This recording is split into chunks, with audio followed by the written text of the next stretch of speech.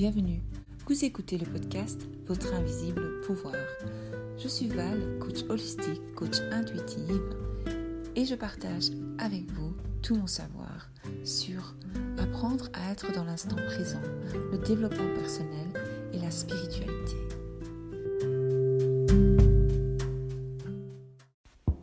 Nous revoilà donc pour la deuxième partie de la blessure de la mère et aujourd'hui je vais essayer de vous donner quelques petits trucs, astuces pour guérir de l'absence émotionnelle en tant qu'enfant. Donc, si l'enfant a, lui, ressenti une absence totale émotionnelle de la part d'un de ses parents, mais c'est plus souvent la mère qui est...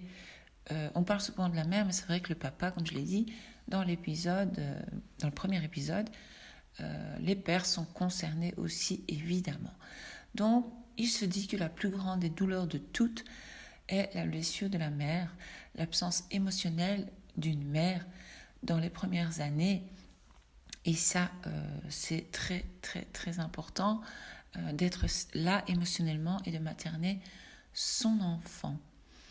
Alors, vous vous souvenez donc que j'avais expliqué dans la première partie. Ici maintenant, je vais vous expliquer donc comment ça a un impact sur le bien-être à l'âge adulte. Donc la blessure de la mère peut être définie comme le fait que votre mère ne soit pas affectée émotionnellement et ne soit pas disponible pour vous ou n'a pas été disponible pour vous en tant qu'enfant. Donc, comme je l'ai dit, elle était peut-être présente physiquement, mais émotionnellement absente. Donc, comme je l'ai dit, il y a de multitudes de raisons qui font que cela s'est passé. Mais souvent, la blessure de la mère est une répétition.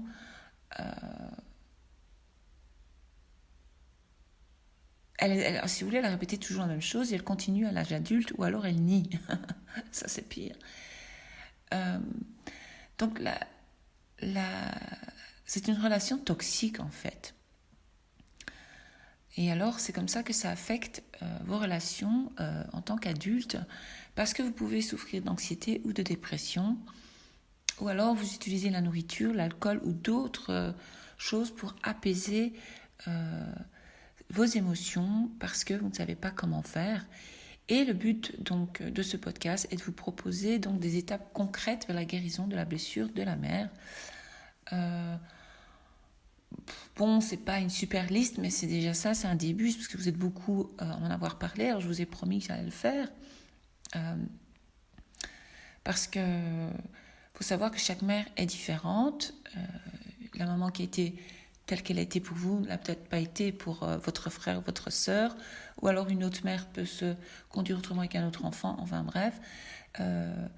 Certaines mères donc peuvent être vraiment égocentriques, au point d'être narcissiques, elles sont très critiques ou simplement concentrées sur des valeurs et des facteurs externes comme l'éducation, votre apparence, etc.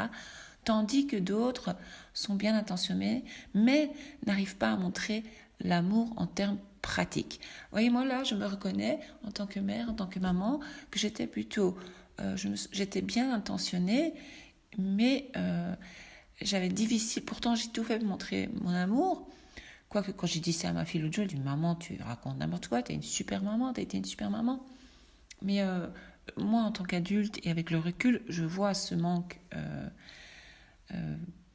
parce que je ne l'avais pas en moi, évidemment.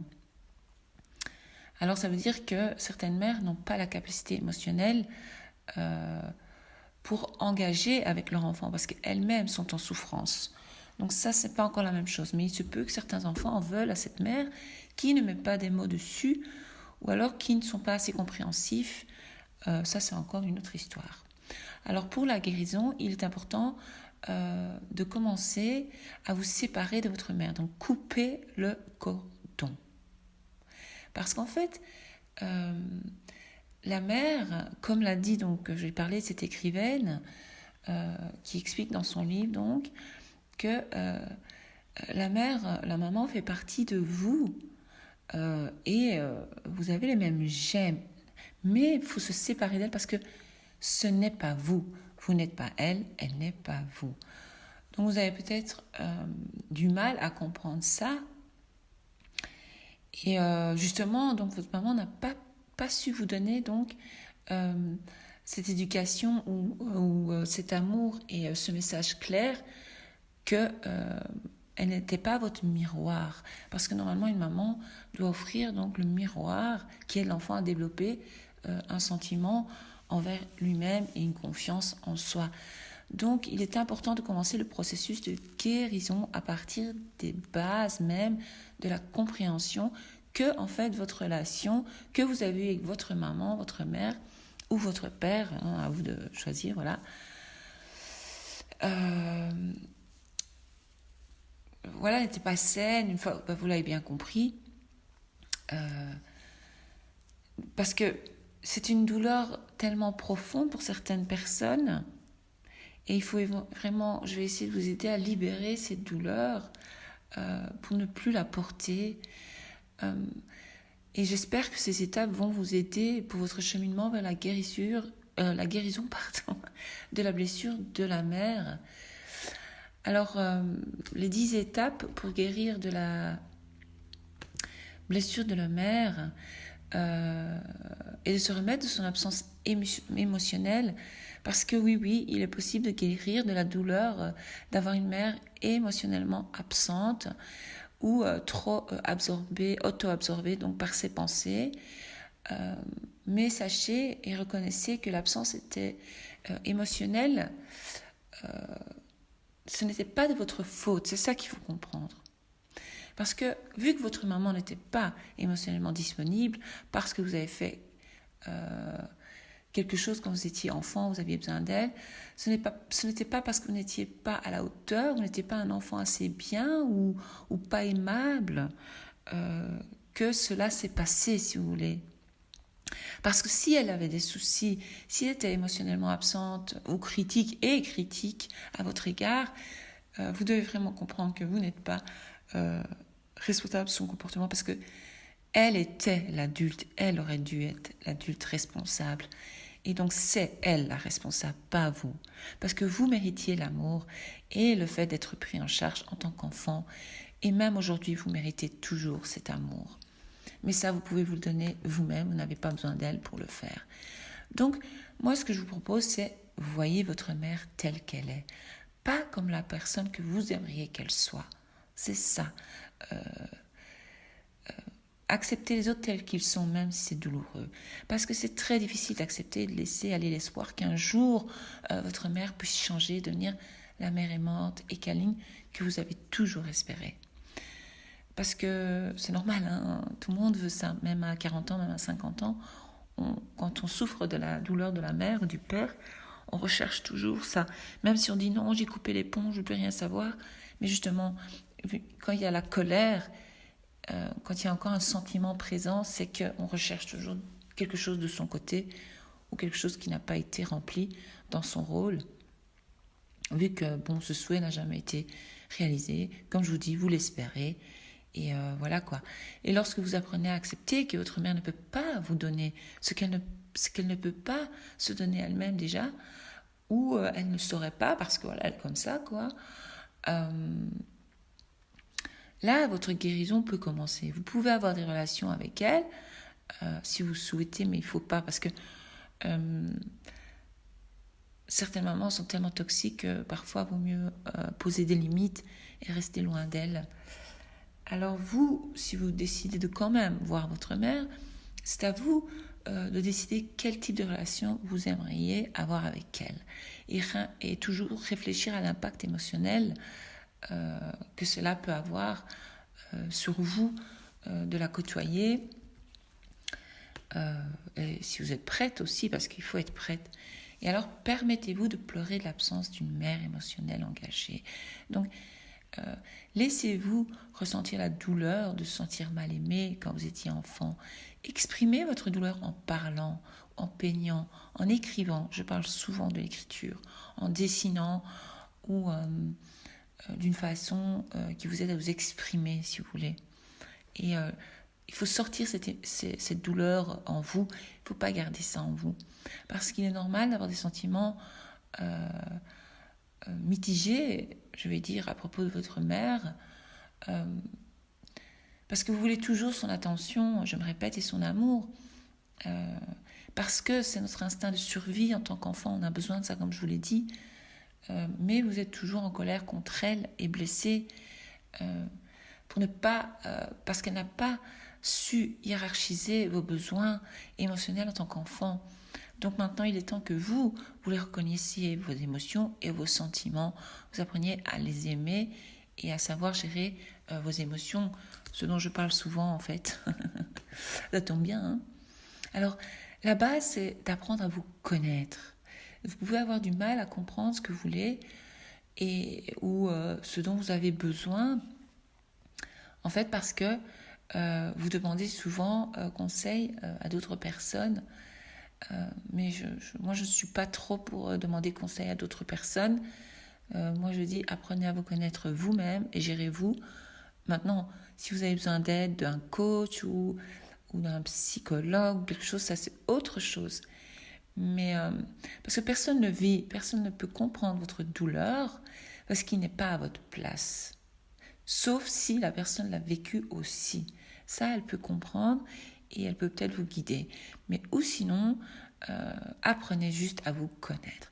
Alors comment? Alors, vous allez vous poser ces questions. C'est quels sont mes besoins émotionnels, physiques? Comment est-ce que je me sens en sécurité? Travailler un peu le développement personnel. Donc, vous développez personnellement. C'est ça le développement personnel. Ou la spiritualité, ou je ne sais pas moi, quelque chose qui pourrait vous aider à vous en sortir. Faites attention à vos expériences émotionnelles parce que vous pouvez avoir du mal à comprendre vos sentiments. C'est normal. Et c'est essentiel de comprendre cela. Et vous devez comprendre vos besoins, ce dont vous avez réellement besoin. Donc arrêtez-vous un moment, choisissez un moment dans la journée et écoutez votre corps. Alors quelle est l'émotion que vous ressentez? Comment cette émotion se ressent dans votre corps? Alors apprenez à nommer vos émotions, vos sentiments, en prenant le temps de réfléchir. Je ne dis pas qu'il faut souffrir, mais il faut apprendre à s'aimer et écouter son corps et s'écouter. Alors, développer également, je vous conseille ça souvent, celles qui m'écoutent, vous le savez, apprenez l'auto-apaisement. Parce que lorsque les personnes qui sont occupées de nous ne nous ont pas aidés ou ne nous ont pas donné cet apaisement lorsque nous étions enfants, parce que donc nous avons connu une absence émotionnelle,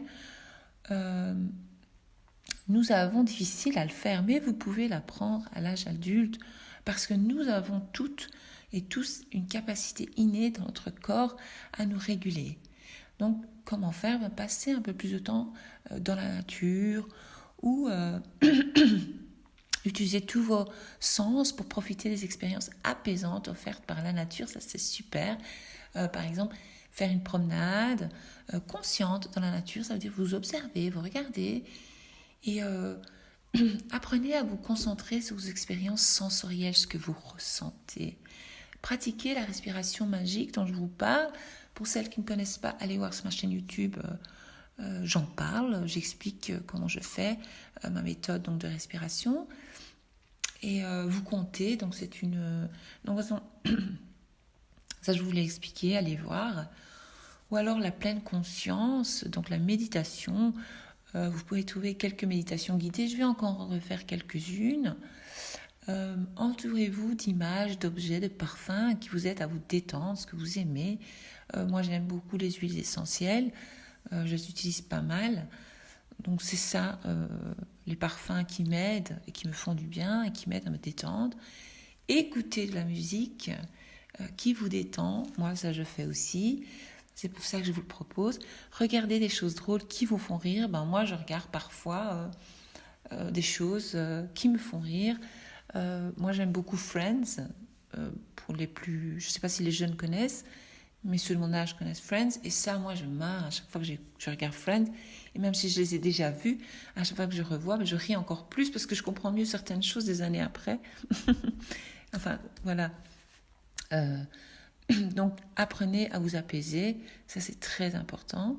Alors, commencez à comprendre vos limites. Ça veut dire passer en revue vos limites. D'accord? Ça, c'est super important. Parce que des fois, vous dites, je dois être là pour les autres, mais vous avez du mal à établir des limites avec les gens, avec les autres. Donc ça, qu'est-ce qui se passe? Moi, c'était mon cas pendant des années et ça m'arrive encore. Je travaille là-dessus, je pose des limites, je décide de plus donner toute mon énergie. Parce que mon énergie, elle est sacrée. Et s'épuiser pour donner trop d'énergie, c'est bien d'aider les autres, c'est bien, mais à un moment donné, quand votre corps s'épuise, vous n'avez plus d'énergie, votre mental, parce que vous en donnez trop aux autres, il y a un souci. Donc apprenez à réguler tout ça et à poser des limites.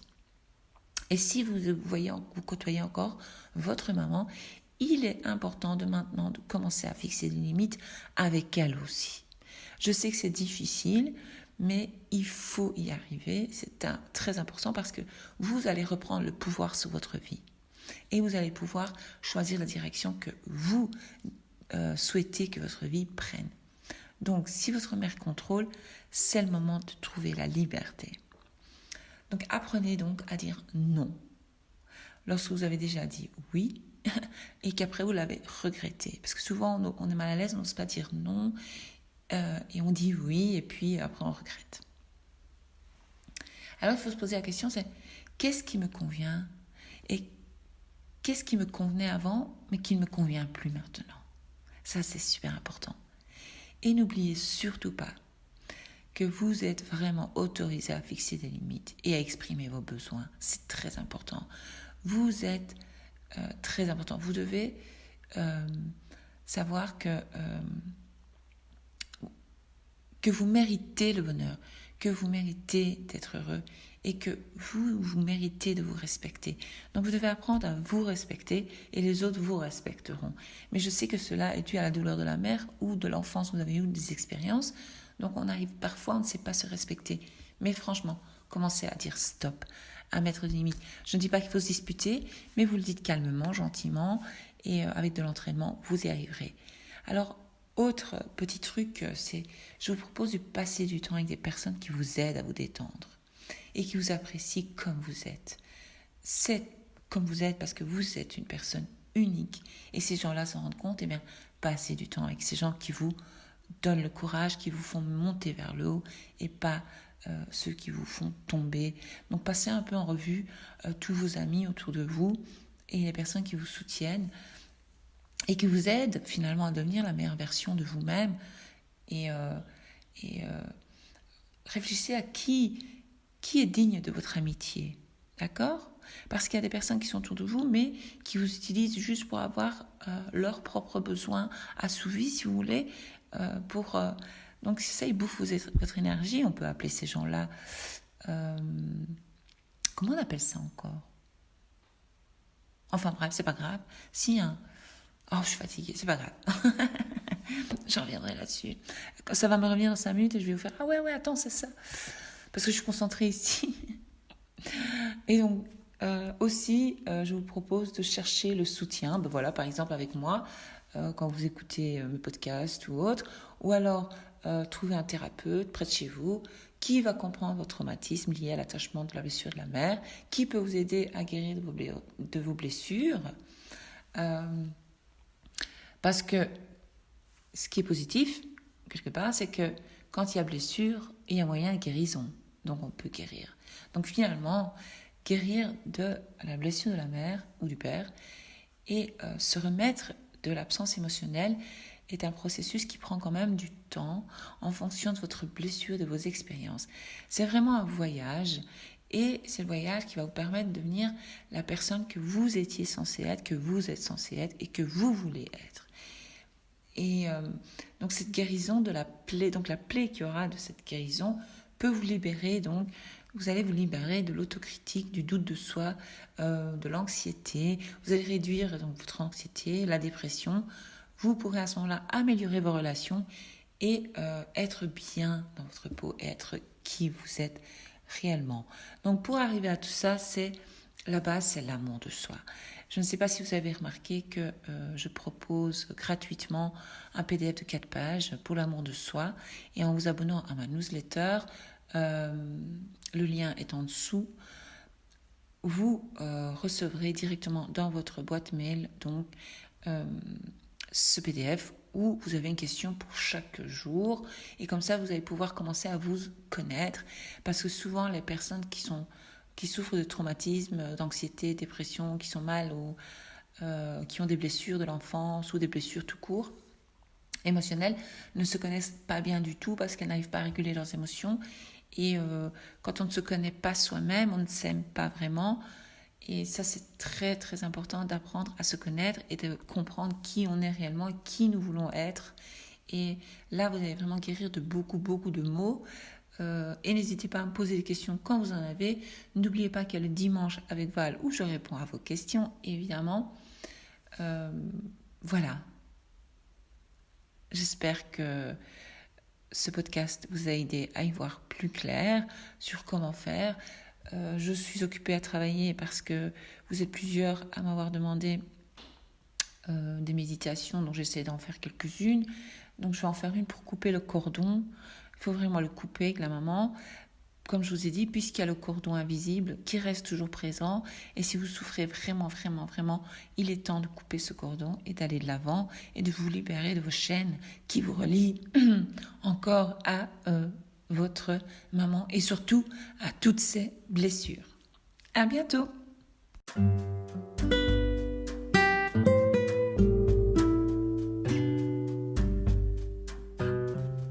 L'épisode d'aujourd'hui est terminé. Je vous invite à vous abonner à ce podcast, Votre Invisible Pouvoir, pour en apprendre plus sur vous-même, votre être authentique, votre intuition, l'intention, l'amour de soi et plein d'autres beaux sujets comme la loi de l'attraction, la loi de la vie.